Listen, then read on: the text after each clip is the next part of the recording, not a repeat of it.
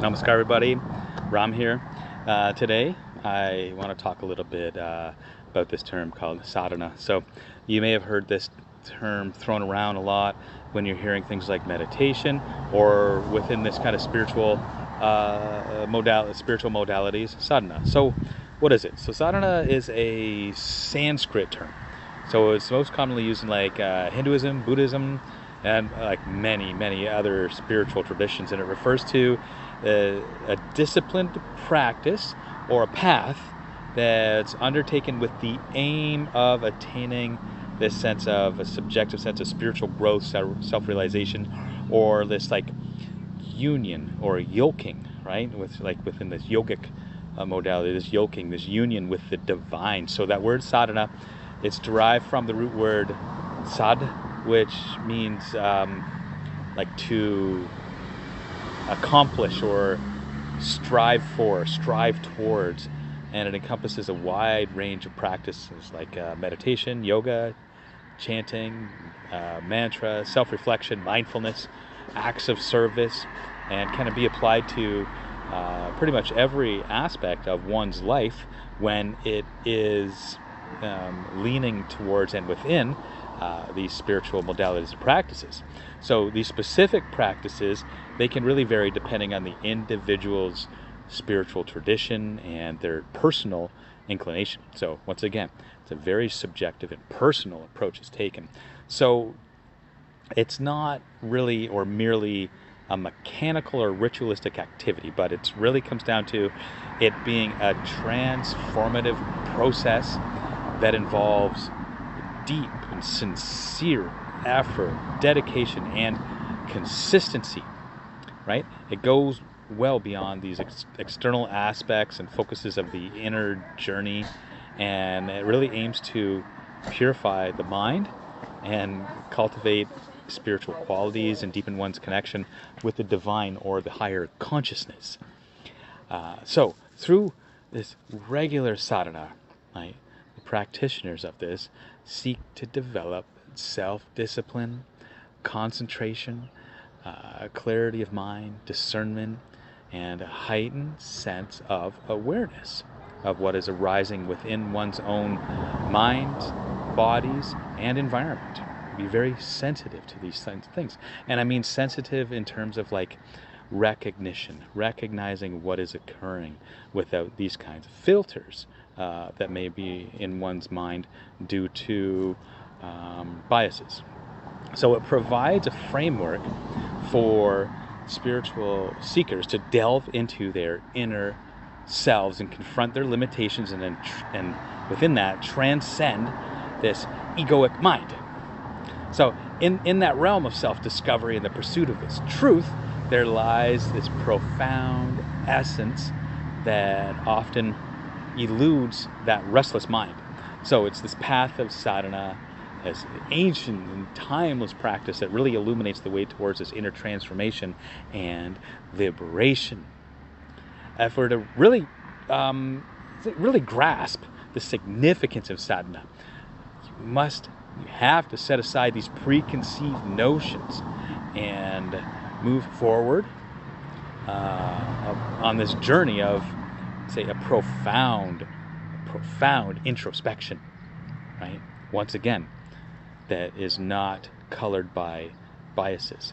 So there's a lot of sense of self-reflection and self-awareness which has to take place. So with this sadhana, it's at its core, we transcend the confines of any kind of religious dogma or any kind of sectarian boundaries, right? It's deeply personal voyage, right? It's a voyage into the depths of your own being, where the external trappings of organized belief systems just fade away, and the naked truth of existence is revealed for you in your subjective and personalized manner. So it's a way of living, a state of constant inquiry and self-observation that's unburdened by the crutches of ideology or the limitations of mere intellectual knowledge. And to really move within this path of sadhana is to embark, I guess, upon a journey of self-revelation where the mind, uncluttered by the noise of desire, ambition, fear, and fears, right? It becomes receptive to these whispers of inner wisdom. It's in this receptivity that the seeds of profound transformation are sown.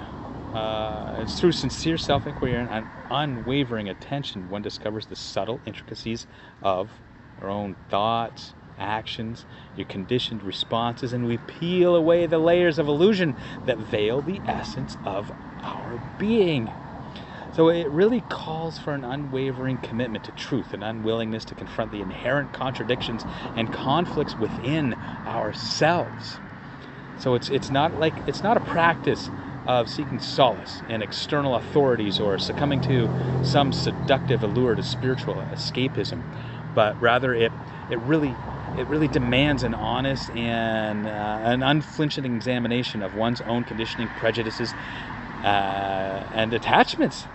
So in this practice, right, in this practice of sadhana, there's really no room at all for these divisive tendencies that plague humanity. It transcends the boundaries of nationality, religion, or race, because it's in its essence is universal and all-encompassing, and it invites us to see beyond the superficial differences that separate us and recognize the common thread that weaves through the tapestry of the entirety of existence itself, right?